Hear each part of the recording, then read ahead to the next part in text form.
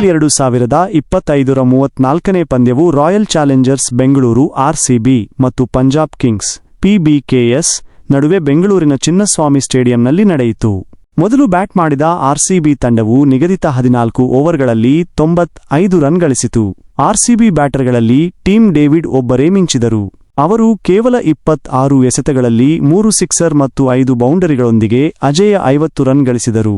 ಅವರ ಈ ಅರ್ಧಶತಕದ ನೆರವಿನಿಂದ RCB 63 ರನ್ಗಳಿಗೆ 9 ವಿಕೆಟ್ ಕಳೆದುಕೊಂಡಿದ್ದ ಸ್ಥಿತಿಯಿಂದ 95 ರನ್ ಗಳಿಸಲು ಸಾಧ್ಯವಾಯಿತು. ಪಂಜಾಬ್ ಕಿಂಗ್ಸ್ ತಂಡವು ಈ ಗುರಿಯನ್ನು 12.1 ಓವರ್ಗಳಲ್ಲಿ 5 ವಿಕೆಟ್ ಕಳೆದುಕೊಂಡು ಚೇಸ್ ಮಾಡಿತು ಮತ್ತು 5 ವಿಕೆಟ್ಗಳಿಂದ ಗೆಲುವು ಸಾಧಿಸಿತು. ಟಿಮ್ ಡೇವಿಡ್ ಅವರ ಭರ್ಜರಿ ಪ್ರದರ್ಶನಕ್ಕಾಗಿ ಈ ಕೆಳಗಿನ 5 ಪ್ರಶಸ್ತಿಗಳನ್ನು ಪಡೆದರು.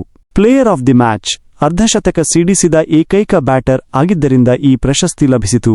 ಇದರೊಂದಿಗೆ ₹1,00,000 ಬಹುಮಾನ ಪಡೆದರು. Super striker of the match, 192ರ ಸ್ಟ್ರೈಕ್ ರೇಟ್ನಲ್ಲಿ 50 ರನ್ ಗಳಿಸಿದ್ದಕ್ಕಾಗಿ ಈ ಪ್ರಶಸ್ತಿ ಮತ್ತು ₹1,00,000 ಬಹುಮಾನ ಪಡೆದರು. Super sixes of the match, ಪಂದ್ಯದಲ್ಲಿ ಗರಿಷ್ಠ 3 ಸಿಕ್ಸರ್ಗಳನ್ನು ಬಾರಿಸಿದ್ದಕ್ಕಾಗಿ ಈ ಪ್ರಶಸ್ತಿ ಮತ್ತು ₹1,00,000 ಬಹುಮಾನ ಪಡೆದರು.